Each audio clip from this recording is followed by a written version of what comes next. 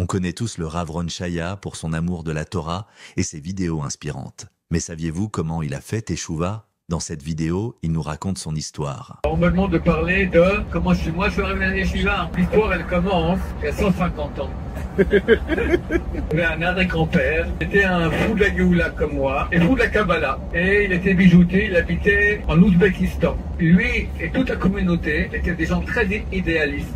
Ils avaient les moyens, ils sont venus à d'autres chameaux, depuis l'Ouzbékistan avec leur famille, ils sont installés à Jérusalem, ont fondé un des premiers quartiers hors des murs de Jérusalem. Ça s'appelle le quartier des Boucharéens. Ma mère, donc, est la petite fille de ce Rav qui s'appelait Rav Shlomo Moussaïov.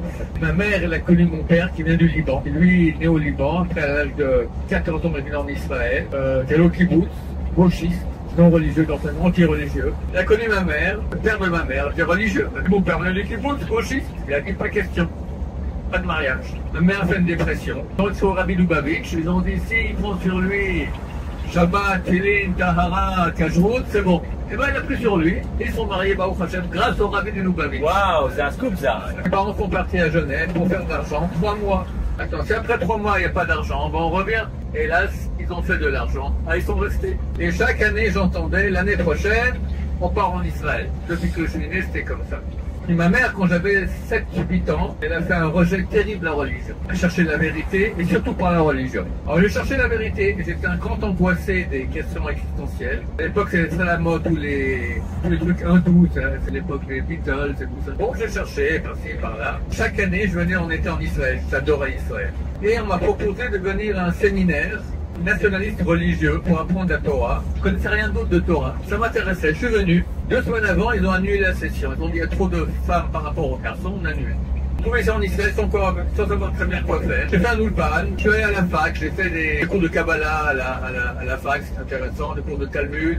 Et surtout, j'ai fait le Shuba. J'ai suivi des cours, j'ai décidé que 3 jours. 1, je reste en Israël, 2, je vais en Yeshiva, 3, je fais à l'armée. Je suis rentré à l'armée. Lorsque je suis devenu commandant à l'armée, j'avais plus de temps. Un Shabbat, je suis rentré chez moi, j'ai dit, bon, bah, ça y est, mon cher ami, tu vas pas rester comme ça, non religieux toute ta vie. Après l'armée, j'ai décidé, bon, bah, maintenant, faut aller à l'Yeshiva. Je suis arrivé à l'Yeshiva, je monte les escaliers, c'était extrêmement dur. Et chaque marche, c'était pour moi comme une montagne que je soulevais. Très très dur. Une peur terrible. Tant m'a crié en yiddish. J'étais glacé sur place, j'ai fait demi-tour, je suis reparti. Après, je me suis dit, non mais, rigole, il y a quelques mois, tu étais au Liban, dans des régions infestées de commandos syriens, super dangereux. Tu as survécu là parmi tes frères à Jérusalem, tu t'arrêtes dehors, rentre dedans, bouche le nez et les oreilles pendant 10 secondes, et tu ressors, mais tu t'arrêtes pas dehors. Je repars l'après-midi là-bas, et je remonte, et c'est dur, chaque marche avec une peur terrible. J'arrive là-haut, je vois un type normal, comme chez nous, en jeans, souriant.